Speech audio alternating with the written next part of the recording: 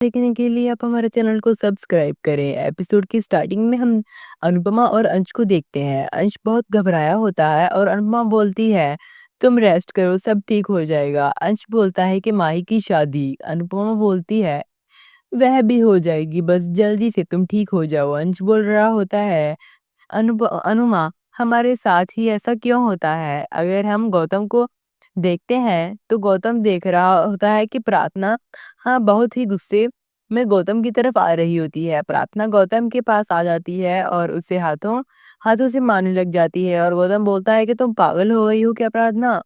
प्रार्थना बोल रही होती है कि तुमने ऐसा क्यों किया? वहाँ पर मोटिबा लोग भी आ जाते हैं। मोटिबा बोलती है कि प्रार्थना, तुम ये क्या कर रही हो? प्रार्थना बोलती है कि मोटिबा, आपको नहीं पता, उनकी रसोई में जो आग लगी है वह इसने ही लगाई है। इसने मुझे धमकी दी थी कि अगर मैंने आपको अपना डिवोर्स का फैसला नहीं बदला तो यह सब लोगों का यही हाल कर देगा। अंश का किया है ऐसे ही अनुपमा आंटी से बदला लेने के लिए अनु की रसोई में आग लगा दी। प्रार्थना सबको बोल रही होती है, इसने मुझे खुद बताया था कि इसने ही अंश को किडनैप करवाया था। गौतम बोल रहा है, मैंने ऐसा कुछ नहीं किया है मोटिबा, मैं आपके सर की कसम खाता हूँ। प्रार्थना बोलती है, मेरी मोटिबा की झूठी कसम मत खाओ।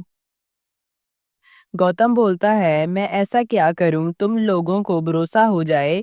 मैं प्रार्थना से बहुत प्यार करता हूँ। तुम्हें मुझे डिवोर्स चाहिए ना, तो मैं अभी इसके पेपर लाओ, मैं सिग्नेचर कर देता हूँ। लेकिन प्लीज मुझे इतना घटिया इल्जाम मत लगाओ। मोटिवा बोलती है, प्रार्थना तू ये सब कुछ क्या कर रही है? इधर अनिल सोच रहा होता है कि कुछ तो बात है, क्योंकि जमाई जी की बातों पर भरोसा नहीं हो रहा। हम राही को देखते हैं, वह बोल रही होती है कि राही प्रेम कहाँ है? बताती है कि राघव के साथ अनु की रसोई में है। राही बोलती है कि तुम्हारी हल्दी को पोस्टपोन करने के लिए बोला गया है माही। माही बोलती है, मुझे पता है, मैंने आर्यन से बात की थी, लेकिन मुझे समझ नहीं आ रहा ये सब कुछ, इतनी सारी प्रॉब्लम सिर्फ मेरी शादी में ही क्यों आ रही हैं? राही बोलती है, तुम्हारी शादी में प्रॉब्लम्स नहीं हो रही, ये क्रिएट की जा रही हैं और इनके पीछे सिर्फ एक ही इंसान है, उसका नाम है गौतम। एक हाथ है हमारे पास कोई सबूत नहीं है।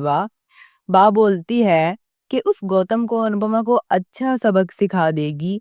आगे हम मोटिबा और गौतम को देखते हैं। गौतम बोलता है कि मोटिबा, आप ये क्या बोल रही हैं?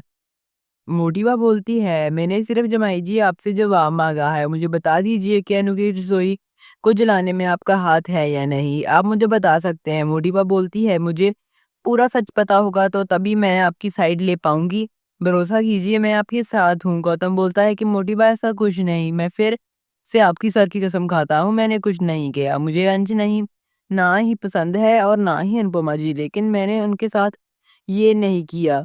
इधर गौतम बाहर की साइड आ जाता है और फिर सोच रहा होता है कि झूठी कसम खाने से ये काम चल जाता है, तो फिर सच क्यों ही बताना है।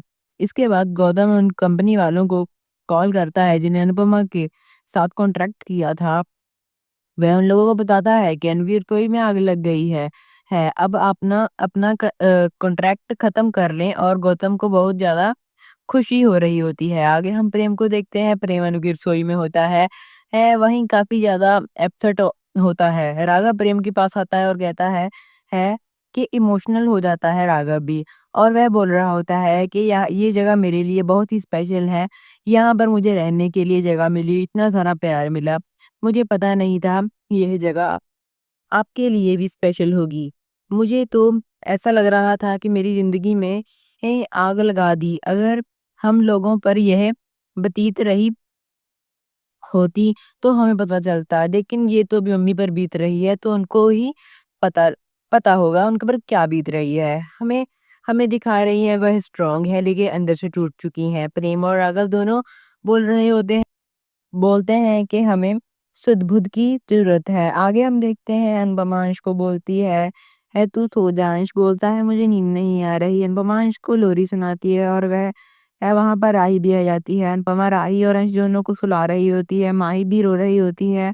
परी और ईशानी दोनों माही के पास आते हैं। इधर किंजल रोती है। किंजल तो संभाल रहा होता है हम आर्यन देखते हैं कि आर्यन भी बहुत ज़्यादा अपसेट होता है, प्रार्थना आर्यन का ख़्याल रख रही होती है। एस सब में फैमिली तो बहुत ही ज़्यादा दुखी हो रही होती है, लेकिन सिर्फ़ गौतम होता है जो बहुत खुश हो रहा होता है। अनुपमा के पास कंपनी वालों का मैसेज आता है वो बोल रहे होते हैं कि हमें पता चल रहा है कि आपके साथ क्या हुआ है, हम आपके साथ कॉन्ट्रैक्ट खत्म करना चाहते हैं। अनुपमा उन लोगों के पास कॉल करती है।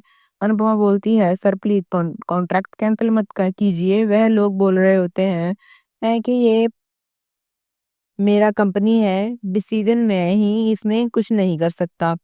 हाँ, अनुपमा बोलती है, हमारी रोजी-रोटी इसी रसोई से चलती है, अगर आप कॉन्ट्रैक्ट कैंसल कर दोगे तो मेरा खाना भी एक टाइम रोजी-रोटी भी खाना मुश्किल हो जाएगा। मैं आपके लिए कल सुबह ही खाना डिलीवर कर दूँगी, बस आप ऑर्डर कैंसल मत कीजिए। तो वह बोलता है, मैडम हमारे लिए कल बहुत स्पेशल दिन है, खाने में कुछ भी गड़बड़ हुई तो मैं आपको कोर्ट ले जाऊँगा। अनुपमा बोलती है, कल का खाना आप याद रखेंगे। राघव जी सोने की कोशिश करता है, तभी अनु की रसोई से आवाज़ें आ रही होती है। वह देखता है कि अनु की रसोई में कौन है।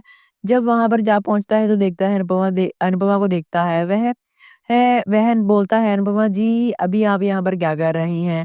अनुपमा बोलती है, कल सुबह हमारी कंपनी का ऑर्डर था, वह हमने पूरा करना है। राघव बोलता है, लेकिन यहाँ पर सारा सामान जल चुका है मसाले भी नहीं। अनुपमा बोलती है कि हम मसाले खुद बनाएँगे, कल सुबह कंपनी इवेंट हमारा ऑर्डर लेके जाएँगे। राघव बोलता है कि आप ठीक तो हैं ना? अनुपमा जी बोलती है, फिलहाल तो मुझे बस ऑर्डर दिखाई दे रहा है और कुछ नहीं। मेरी माही की शादी शादी है, अंश भी ठीक हो जाए, इसके बाद मैं उस गौतम से बदला लेकर रहूँगी। मैं टूट गई हूँ तो मेरे बच्चों के क्या हाल मैं देखती हूँ, मुझे बहुत दुःख होता है। राघव भी अनुपमा की हेल्प करवाता है और अनुपमा खाना बनाने लग जाती है।